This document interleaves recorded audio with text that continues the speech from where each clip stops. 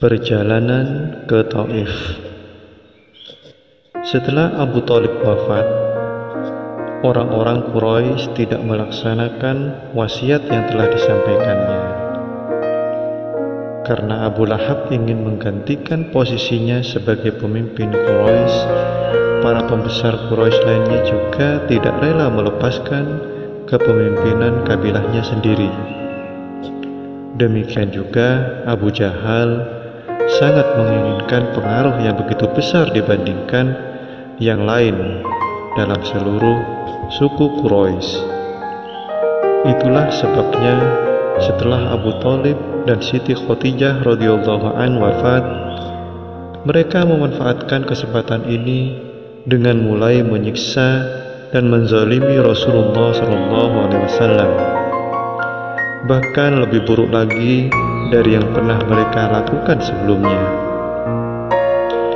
Karena merasa tidak nyaman dengan tekanan dan penyiksaan yang diberikan oleh kaum kafir Quraisy, sehingga hal ini membuat Rasulullah SAW bersama Zaid bin Harisah radhiyallahu an keluar dari Mekah Al-Mukarramah pergi ke Taif. Sesampainya di sana, Rasulullah SAW menemui para pembesar kabilah Saqif untuk mengajak mereka masuk Islam. Akan tetapi, bukannya menerima ajakan Rasulullah SAW, mereka malah menghina Rasulullah SAW. Bahkan ada di antara mereka yang melemparkan batu ke arah Rasulullah SAW. Sampai-sampai Zaid bin Harisah radhiyallahu an berlumuran darah dan terluka demi melindungi Rasulullah SAW dari lemparan batu yang dilakukan oleh orang-orang Taif.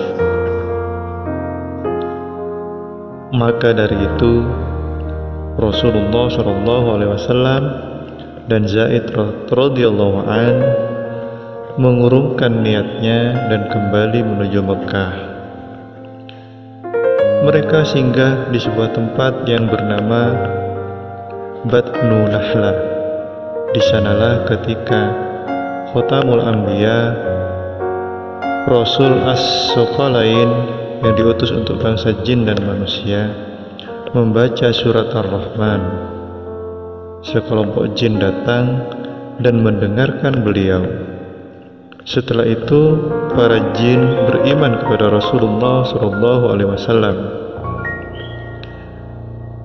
Setelah beberapa lama tinggal di Batnu Nahlah, Rasulullah SAW tiba di Mekah. Rasulullah SAW bertamu ke rumah Mudhim bin Adi. Lalu beliau segera pergi ke Masjidil Haram. Beliau menyalami Hajar Aswad dan melaksanakan sholat 2 rakaat. Setelah itu beliau kembali ke rumahnya. Berdasarkan adat bangsa Arab,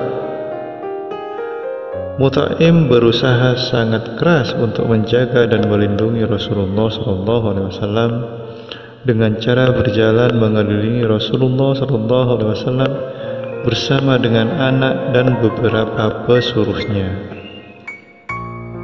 Pada waktu itu, putri Zam'ah, yaitu Saudah radhiyallahu an, dinikahkan dengan Rasulullah SAW. Pada saat yang sama pula, putri Abu Bakar radhiyallahu an, Aisyah radhiyallahu an, dinikahkan dengan Rasulullah SAW. Akan tetapi zifafnya ditunda karena Aisyah masih sangat kecil ketika itu.